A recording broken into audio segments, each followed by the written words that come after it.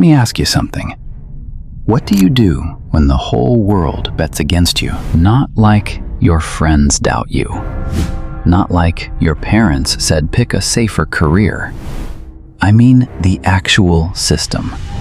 The courts, the industry, the blogs that wrote your obituary before you were dead, the label executives who quietly stopped returning calls, the radio programmers who acted like you didn't exist. What do you do when all of that is happening simultaneously and you're also in a prison cell?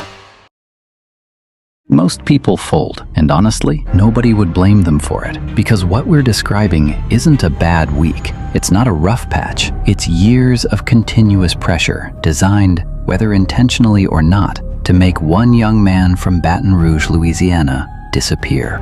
He didn't disappear. He came back and sold out 42 arenas, $70 million, 552,000 tickets, every single date sold out. And the craziest part, he did it his way, the same way he's always done everything, which, once you understand the blueprint, isn't crazy at all. It's actually surprisingly simple. Here's why. Okay, we gotta go back, because you can't understand the comeback without understanding where he started. Kentrell Gaulden, born October 20th, 1999, raised in Baton Rouge, Louisiana, specifically the north side. If you know Baton Rouge, you know what that means. If you don't, just understand that the neighborhood wasn't handing out second chances. His father went to prison when Kentrell was a toddler. His grandmother raised him. And at 4 years old, he broke his neck. Literally broke his neck.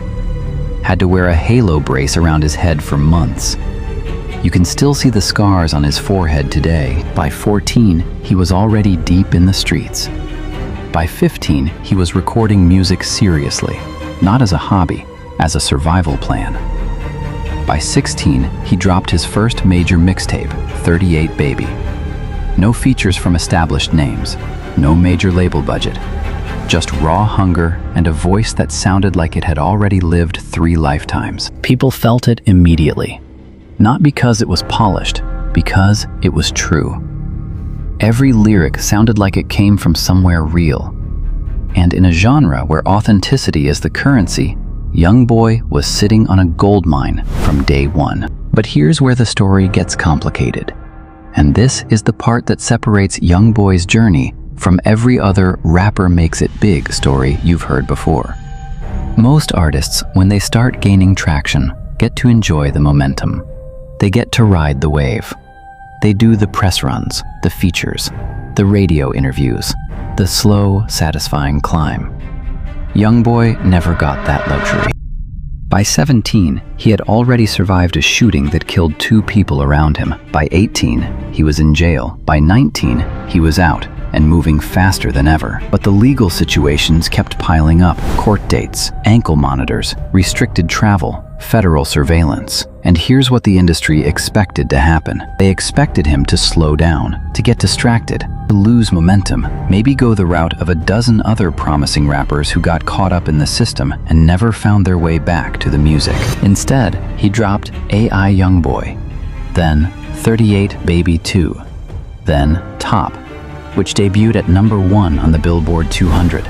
Then Sincerely Kentrell, recorded entirely in prison, dropped from a cell, which also debuted at #1. 2 #1 albums, one of them recorded in prison.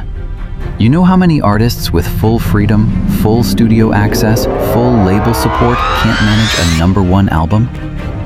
Now I need you to understand something about this era of his career, because this is where the blueprint really starts to reveal itself. While YoungBoy was legally restricted, can't tour, can't perform, can't even leave certain states, his streaming numbers were going up. His YouTube views were going up. His fan base wasn't shrinking, it was growing, loudly. Why? because of output and authenticity working together like they were engineered to. Output first. YoungBoy dropped music constantly. We're not talking about an album every 18 months like a normal artist release cycle. We're talking about a continuous flood. Mixtapes, albums, loose tracks, collaborations, always something. When you are everywhere, you become the default. When you become the default, people stop choosing to listen to you and start just knowing you. Like how you know the words to a song you never actually tried to learn. It just happened through proximity. And authenticity. This one's bigger than people realize. In his complex cover story interview earlier this year, YoungBoy sat in a suite at a ski resort in Utah and told the journalist, in a whisper, that he doesn't even think about the charts, that he keeps his distance from the music industry, quote, just stay away from it. The man with more Billboard charting songs than almost anyone alive told a music journalist to stay away from the music industry, and somehow that's not ironic. That's actually the whole point. YoungBoy never chased the industry. He built something beside it, something that didn't need it. His fans aren't casual listeners. They're people who found his music during the worst years of their lives. Breakups, funerals, legal trouble, nights where the ceiling was the only thing to stare at. And his music was there for all of it, not because it was packaged correctly, but because it was honest. And when someone has been honest with you during the darkest chapters of your life, you don't leave when things get hard for them. You ride harder. Okay, now we get to 2021. Federal charges, the kind that don't come with bail for most people. He gets arrested in Los Angeles after a chase. The feds are involved. He ends up in a facility in Utah. No touring, no studio in the traditional sense, limited outside contact. The music industry, and honestly a lot of people in general, quietly assumed this was it. The chapter was closing. His streaming numbers went up, not a little, significantly. His fans, that army he'd been building through years of output and honesty, they didn't mourn his absence. They showed up louder. They streamed his catalog like a protest. They put his name in comments everywhere. They kept him culturally alive in a way that no PR team, no label, no marketing budget could manufacture. He eventually got bail, got back to work, got sentenced to house arrest in Utah, built a recording setup wherever he was, kept adapting, kept producing. And then something happened that genuinely had no precedent in music industry history. Early 2025. Donald Trump issues a pardon for NBA YoungBoy. Now listen, whatever your politics are, park them for a second. Because what matters here isn't the politics, it's what happened next. YoungBoy walked out, fully free for the first time in years. No ankle monitor, no restricted travel, no supervised conditions hanging over him. Open road in every direction. He announced the MASA Tour, Make America Slime Again. 42 dates, all arenas. Not clubs, not theaters, arenas. Before a single show happened, before one sound check, before one city got chalked up, every single date sold out. 42 arenas, sold out. The tour ran from September 1st in Dallas, his first show back, to November 12th in Seattle. And when the final numbers came in, the music industry had to sit down and do the math twice. $70 million, 552,000 tickets. The highest grossing debut headlining arena tour by any rapper in United States history. It passed Travis Scott's Astroworld tour. It passed artists with major radio support. It passed artists with industry cosigns and promotional machines behind them. All of it on the strength of one thing. A fan base that was built slowly, honestly, through years of showing up, and was now showing up in 50,000-seat arenas to say thank you. And then, because apparently $70 million and 42 sold-out arenas wasn't enough, he kept going. April 2026.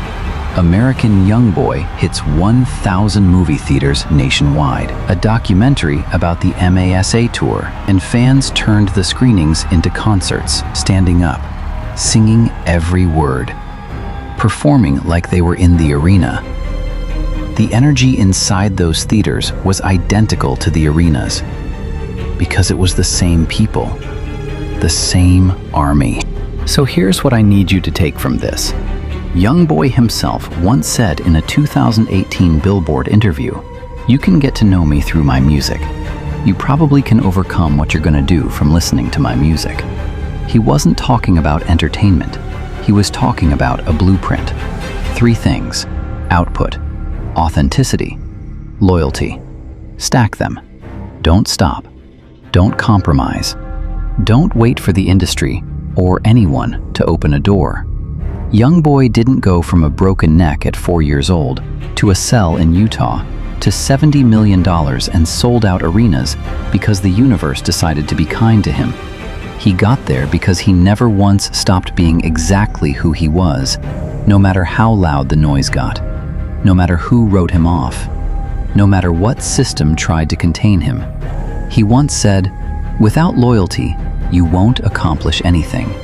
He meant that for himself first.